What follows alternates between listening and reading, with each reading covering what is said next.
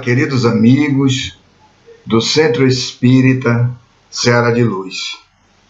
Jesus nos abençoe, nos dê paz, nos dê equilíbrio para enfrentarmos esses instantes tão especiais da nossa evolução coletiva, né? A evolução planetária, e da nossa evolução também pessoal, a evolução de cada um, porque o coletivo é o resultado das manifestações das individualidades. Então esse é um momento muito especial, e o tema que a casa propôs para fazermos breves reflexões é um tema muito próprio, né? Muito delicado, e tem muito a ver com esse momento, a responsabilidade do espírita no momento atual.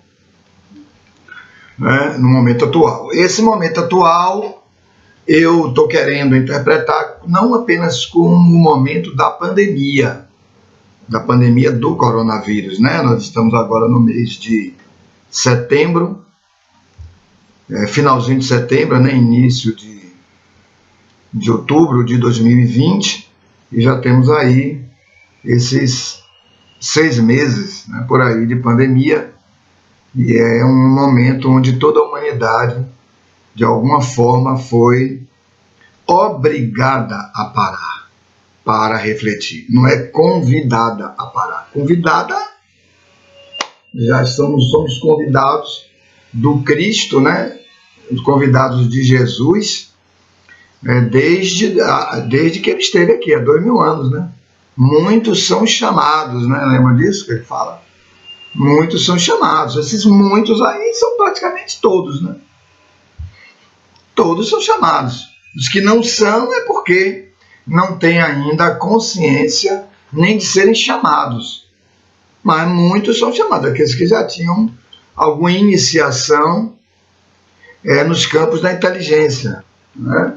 Então muitos são chamados, mas poucos os escolhidos, né? Então, nesse sentido, eu estou querendo tratar já de momento atual como um momento, e nós sabemos que, do ponto de vista espiritual, as etapas são bem dilatadas, né? São bem longas, né? Não existe essa coisa atual no sentido de ser agora, ou de poucos anos, ou de poucas décadas. Nada disso, né? Atual, nós podemos interpretar aí, do ponto de vista espiritual, como uma etapa muito longa, né? Onde se sucederam vários episódios que estão culminando, vamos dizer assim, né? Alcançando ou atingindo uma etapa já bem afunilada, vamos usar essa expressão, né? Afunilada de transição, né? Estamos chegando naquela etapa bem afunilada mesmo, de transição de nível, de categoria moral dessa humanidade, né? Então é chamada a transição planetária. Planetária aí não só no sentido das transformações geológicas do planeta, né? Mas as transformações biológicas, mas sobretudo as transformações morais, né? As transformações morais. Basta ver como nós estamos nos encontrando nesse momento onde está se afunilando bem mesmo. O que é afunilar? O que é um funil? Um funil é uma peça, é um utensílio, onde tem uma boca larga, né? Uma boca larga, mas à medida que você vai descendo, o líquido vai passando, vai descendo, vai ficando bem pequenininho a passagem. Tanto que você põe muito líquido num funil de uma vez, ele quase que engasga, entope, né, aquilo, né, bloqueia, porque o volume é muito grande para uma boca de vazão muito pequena. Então aquelas moléculas do líquido, seja ele qual for, começam a a se atritarem entre elas para poder passar, né? Ter a hora dela passar, né? Então leva um tempo, mas tem esse afunilamento. Jesus tratava isso como se referia à porta estreita, né? A porta estreita para você alcançar o reino. É a porta estreita. Lembram disso? Ele fala da porta, a porta estreita, a porta estreita. Né? Então é um pouco isso aí. Então nós vemos o planeta como está. Está chegando num momento onde a mudança está chegando. Os espíritos endividados, que somos todos nós, já estamos perfeitamente percebendo isso, né? Percebendo isso significa dizer, não dá mais como para ignorar isso, né? Não dá mais para ignorar. Então, o nosso estado espiritual está, por assim dizer, exacerbado. Pode ver aí as situações que vêm sendo constituídas ao longo do tempo, porque estamos falando de uma pandemia de coronavírus, né? Mas já tínhamos a pandemia das corrupções, as pandemias das indiferenças morais graves, a pandemia dos suicídios, gravíssima, por sinal, né? E que se amplia, né? Com a pandemia do coronavírus se ampliou. A pandemia da depressão. Depressão é um quadro pandêmico, no mundo todo. A pandemia da ansiedade. A pandemia das indiferenças nas relações afetivas. Muitas separações, muitos divórcios, muitos desencontros. E o homem vive nessa dualidade. Olha, eu preciso de alguém, mas depois que você está com alguém, eu não posso ficar com essa pessoa. Um conflito meio complicado, né? Aí termina com aquela pessoa, inicia com outra, fica onde termina com aquela, fica com outra, depois termina com aquela, fica com outra. Então, na verdade, é esse quadro que nós estamos vivenciando. Porque, amigos, é assim, o processo evolutivo, ele é um processo pelo qual os conteúdos inferiores do inconsciente, né, que nós somos espíritos antigos de muitas vidas, muitas reencarnações, e vamos acumulando todas essas experiências no formato de matrizes energéticas que vão consolidando a nossa mente. A mente vai sendo estratificada e aquilo vai sendo sepultado. Mas quando se dá o processo de evolução, né, e as reencarnações vão fazendo com que o indivíduo reviva essas experiências, porque elas precisam ser, essas matrizes precisam ser saneadas, e isso representa o indivíduo percebê-las e conhecê-las, elas vão se retornando para a superfície, ou seja, vão saindo do inconsciente mais profundo e vindo para o nível do consciente. E são matrizes de natureza inferior, portanto, matrizes tenebrosas, né? Nossas próprias. Né? Então notem que esse é um quadro bastante complexo. Isso não é tão simples. Não é a luta do bem contra o mal. Genericamente, sim. Mas individualmente é grave. Né? Individualmente é grave. Tanto sim que nós fazemos sempre ao longo das nossas trajetórias. E hoje fazemos mais ainda. Fazemos os processos de transferência para o outro. É o outro que é mau, é o outro que é violento, é o outro que é indiferente, é o outro. Fazemos as transferências. Mas só que isso não é mais possível.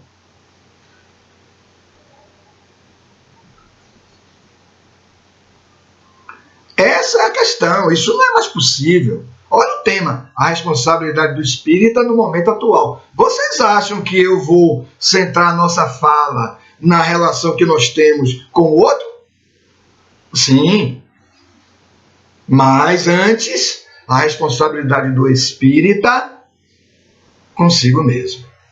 Né? Então Jesus está falando dessa porta estreita já há muito tempo. Portanto, aqueles que captaram aquela mensagem de Jesus, aquela compreensão, aquele entendimento, vivenciaram aquilo, fizeram seus processos. Nós, como tínhamos dificuldades, nós outros, ele diz, olha, vocês que têm dificuldade, não compreendem o que eu falo, eu vou rogar ao Pai que envie outro Consolador para explicar o que eu digo e vocês não compreendem. Esse Consolador é o Espiritismo. Então, nós espíritas estamos num momento bastante grave, muito grave, porque é um momento que nós precisamos vivenciar isso, né? Vivenciar a base do quê? Do jejum, como Jesus se referia. Olha, espíritos dessa matriz aí, desse quilate, dessa inferioridade, e olha, nós estamos falando de lá mesmo, né? Espíritos dessa inferioridade aí, meu amigo, só o jejum e oração. Não está falando para os outros não, né? Por favor, nós aqui espíritas não vamos fazer isso. Jejum e oração. Jejum, obviamente, não é ficar magro, né? Porque ficar magro não resolve nenhum problema da natureza moral, né? O jejum é moral.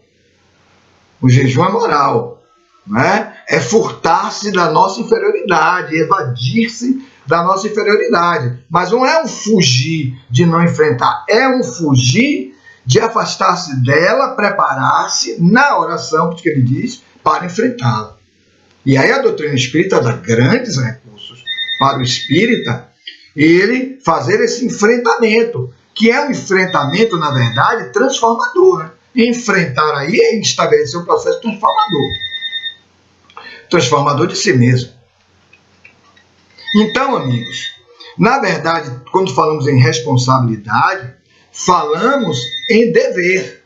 Responsabilidade tem a ver com dever. E no Evangelho segundo o Espiritismo, no Evangelho segundo o Espiritismo e no Livro dos Espíritos, nós temos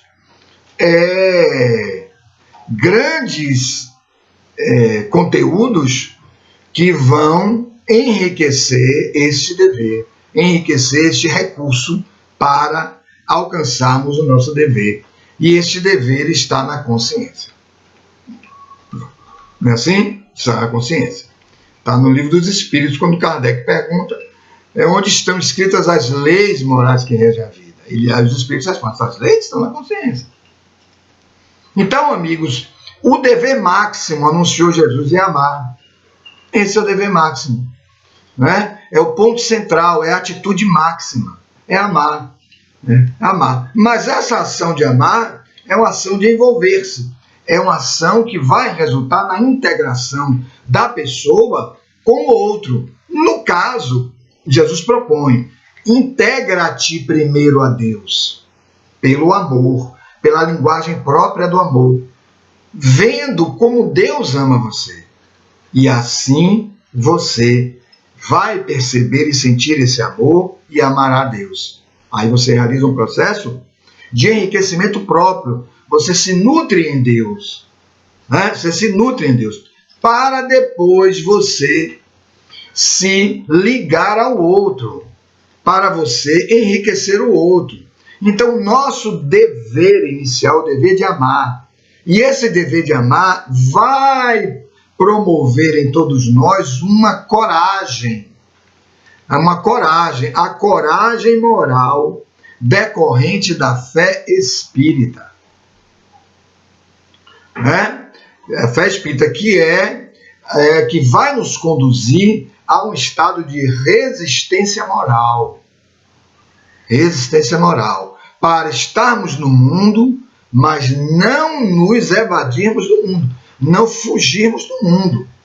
Porque há muitos religiosos, de um modo geral, e alguns espíritas, que vivem abrigados nos seus lares, nas suas casas, né? Alguns até abrigados nos centros espíritas, mas não realizam processos de integração com o outro. Né? Não realizam esse processo. Então, tão como que, de certo modo, violando a sua própria consciência. Estão estagnados dentro do seu processo. Estagnados dentro do seu processo. Muitos discutindo um mundo de teorias. Um mundo de teoria, muita teoria. Teoria para tudo que é lado. Né? buscando alcance de determinados vocábulos, de determinadas expressões. Nada contra isso. É ótimo, que bom. Agora, você precisa converter tudo isso em ato de amor. Né? Você precisa converter tudo isso em ato de coragem, a coragem que vai dar a resistência moral.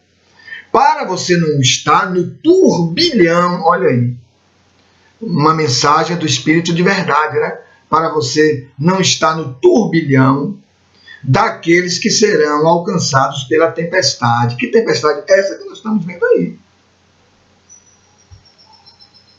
Né? Na mensagem, no Obreiros do Senhor, capítulo 20 do Evangelho. Item 5, né? Obreiros do Senhor. Está lá a mensagem do Espírito de verdade, onde ele vai dizer isso. Olha, cuidado, cuide para que, quando o Senhor vier tomar as contas da tua tarefa, a obra esteja acabada.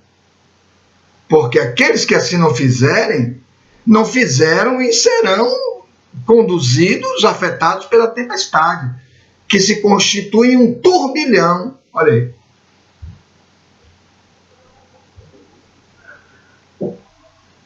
Então é nesse sentido, né? A responsabilidade do espírita no momento atual é a responsabilidade da fé. A fé que vai se manifestar pelo exemplo. Para os outros, pelo exemplo. Para internamente, pela convicção, pela vivência, pela solidez dos sentimentos de amor.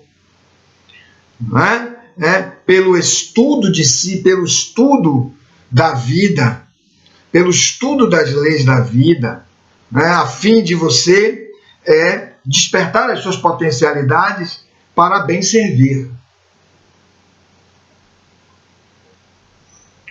Servir é trabalhar na obra. A obra é coletiva. A obra, no nosso caso, a obra é do Cristo. Né? A obra é do Cristo, que nos convidou para... Não contou historinha para isso? Uma parábola para isso? Ele contou uma parábola para isso.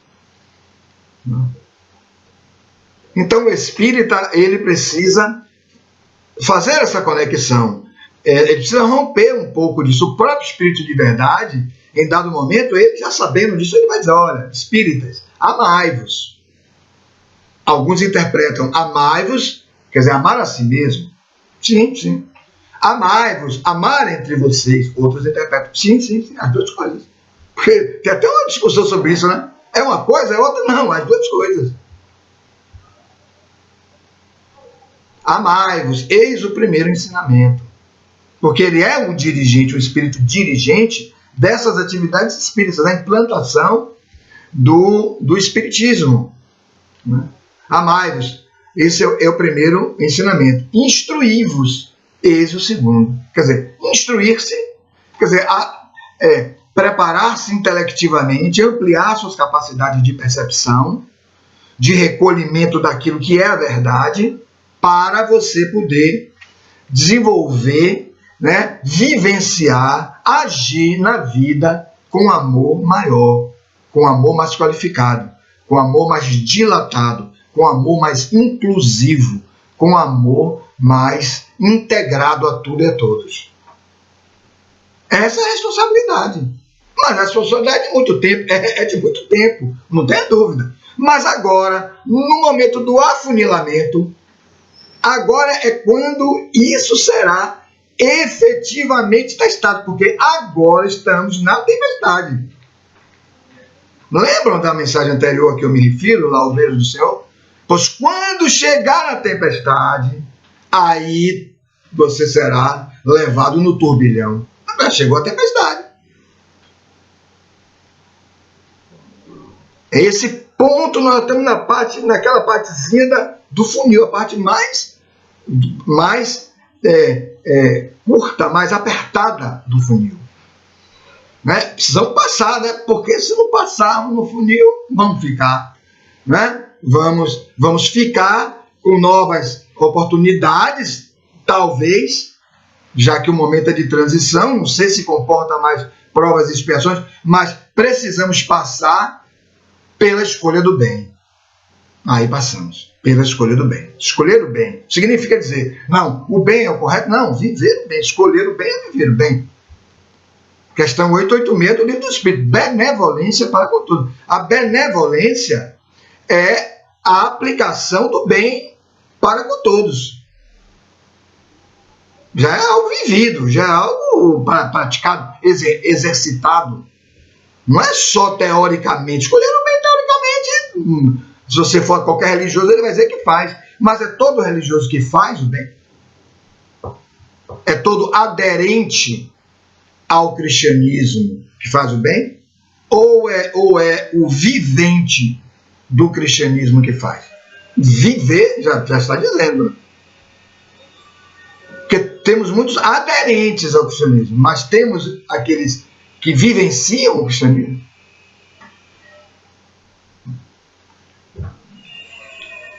Então é isto.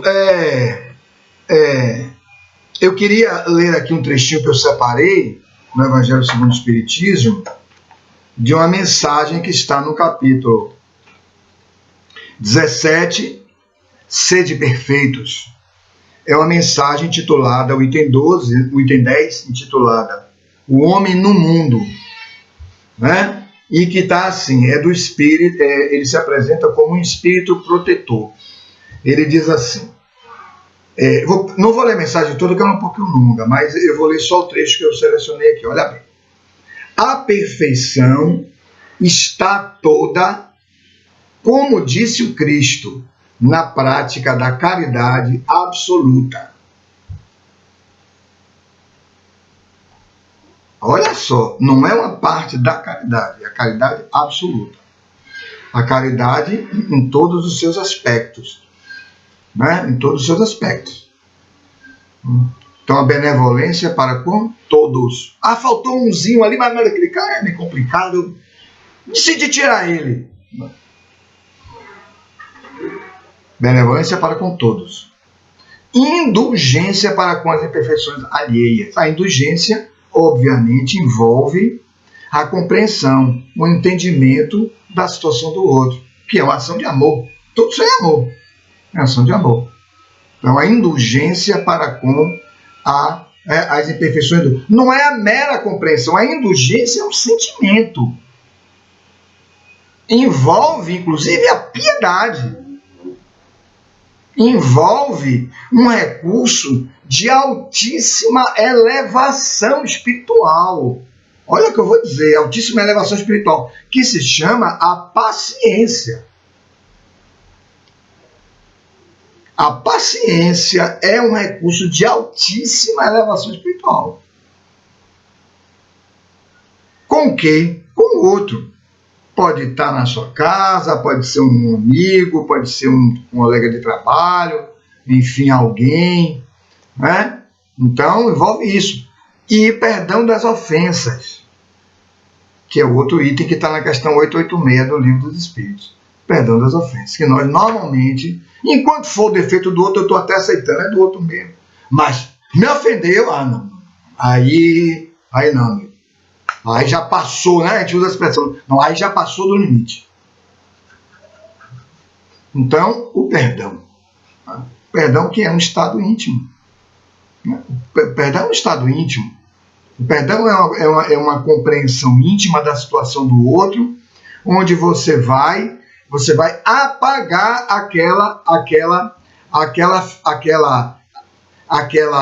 aquele ato que lhe causou dano, constrangimento, o ato que sobreexcitou o seu ódio.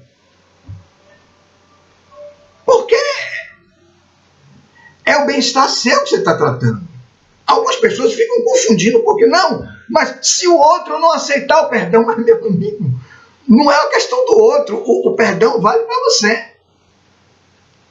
Quando o outro perceber que houve o perdão, que houve a compreensão, que você alcançou a indulgência pela inferioridade dele, pelo defeito que ele possui, o seu perdão pode promover efeitos elevados no outro. Mas ele pode não perceber nada disso. E tocar, você vai pôr aí, ó, eu lhe perdoei, mas você não mudou, então não há perdão. Né? Você não saneou com o amor esse seu estado interior de desarranjo, de não aceitação, de ódio e de violência. Você continua impondo a você esse sofrimento, quando na verdade o sofrimento é do outro. A gente sente, porque muitas vezes, né, não queremos que o outro fosse tão violento da forma que ele é. A gente até fica ressentido. Aí os budistas vão falar da compaixão. E fica com compaixão que o Buda fala, da compaixão do outro. Olha como ele sofre a ponto de fazer com que o sofrimento dele chegue às outras pessoas. Mas essa é uma compreensão que temos? Não temos, podemos ter.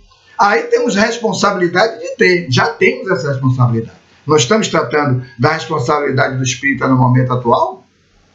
No momento de toda essa loucura, né? Então vamos lá, né? Ele diz, a perfeição está toda, como disse o Cristo, na prática da caridade absoluta. Os deveres da caridade alcançam todas as posições sociais, desde o menor até o maior. Então o perdão da pessoa menor em elevação, quem é um menor em elevação? Um criminoso.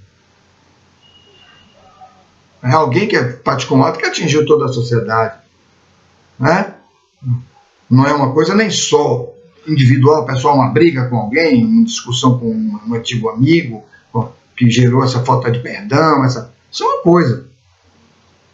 Mas os criminosos são aqueles que perpetram e praticam atos que visam ofender toda a sociedade.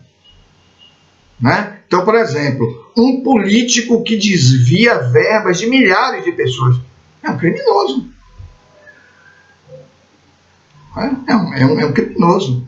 Daí, o que podemos fazer por ele? Orar por ele. Não é assim? Evangelho segundo o Espiritismo. Qual é o maior bem que você pode fazer a um criminoso? Orar por ele. Está no Evangelho segundo o Espiritismo. Você não pode ir lá e dizer, você não vai ficar mais o mal, você não vai fazer a corrupção, não pode. É livre-arbítrio. Mas você pode orar para que ele, na sua oração intercessória, ele veja a luz. Não odiar os políticos, ou odiar os outros criminosos também. Falei político porque é o que muito nos afeta, inclusive, nesse momento. Né? Mas outros criminosos, né? Os traficantes, os assaltantes, enfim, outros tantos criminosos. Todos são equivocados com relação ao amor, ao bem. E a maioria deles, se não a quase totalidade, são pessoas que vivenciam psicopatologias. Né, com graus variados, mas tem psicopatologias graves. Né? Então, os deveres da caridade alcançam todas as posições sociais, desde o menor até o maior de todos. Então, aqueles que são moralmente elevados, a caridade com eles. Né? Também, é óbvio, né? A oração, o entendimento, o bem que se faça. Não, mas é fulano, é muito elevado já. É muito, não, orar por eles. Orar por alguém que faz o bem. Claro, a gente esquece de orar pelos que fazem um bem já bem mais perceptível, bem mais amplo, né? Obras sociais, muitas vezes esquecemos de orar por essas pessoas. Nenhuma caridade teria a praticar o homem que vivesse insulado. Insulado é isolado. Como já falamos na nossa exposição hoje, né? Que eles estão isolados. Né? Qual é a caridade que ele pratica? Nenhuma. Ele está evitando o contato com o outro. Qual é a caridade? Nenhuma. Se você está evitando o contato, benevolência para com todos. Todos, você tem que ir a todos. Você tem que estar com todos. Ou todos que estejam com você. Você também não vai sair atrás de 7 bilhões de pessoas. Né? Isso é inimaginável.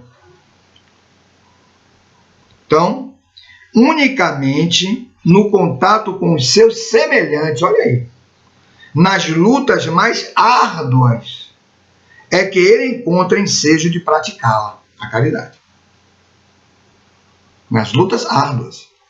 Né? Então, fazemos algumas coisas, mas quando chega nas coisas mais árduas, aí eles adumam, porque é mais sofrido. é mais danoso. Vai pedir de mim mais compreensão, mais entendimento, não é?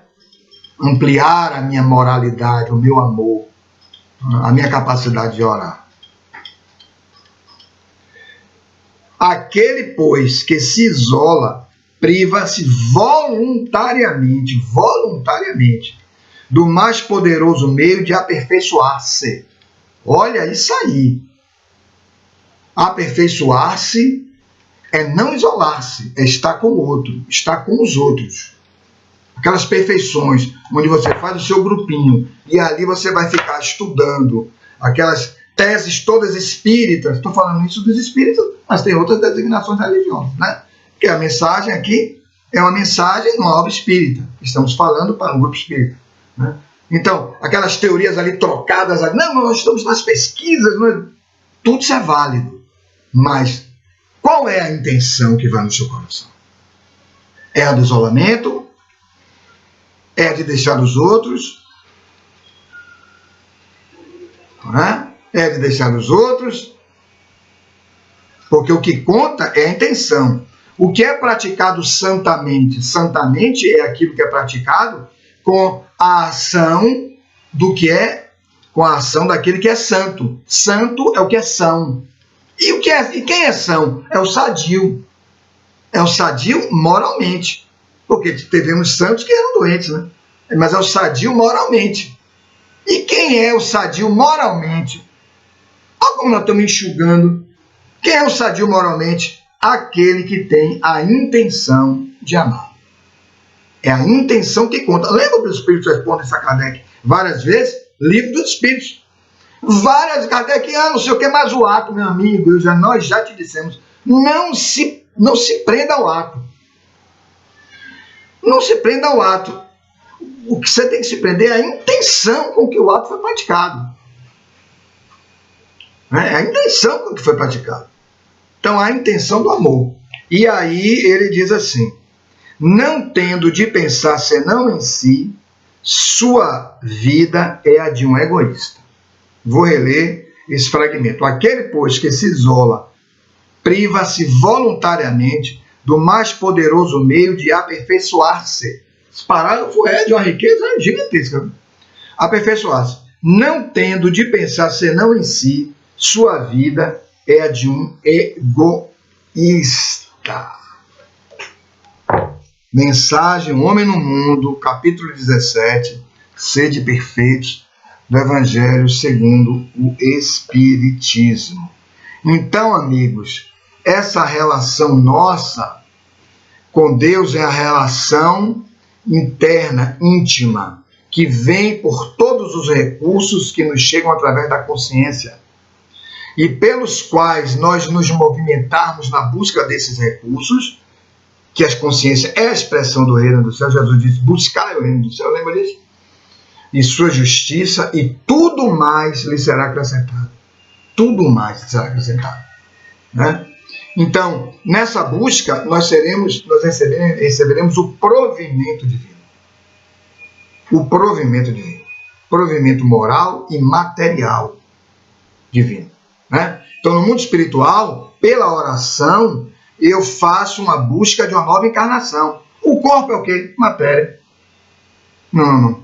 Você vai. O Pai lhe concedeu uma nova encarnação agora. Não era agora, mas Ele lhe concedeu. E aí agora? Como é que faz? É matéria, né? E os recursos morais para você estando na matéria, nessa encarnação, você suportando. Agora é preciso buscar pela oração. Por isso Jesus fala, né? Jejum moral, né? Oração e jejum moral. Para consolidar os recursos morais para suportar. Esse momento é momento de grave responsabilidade para o espírita na sua constituição pessoal.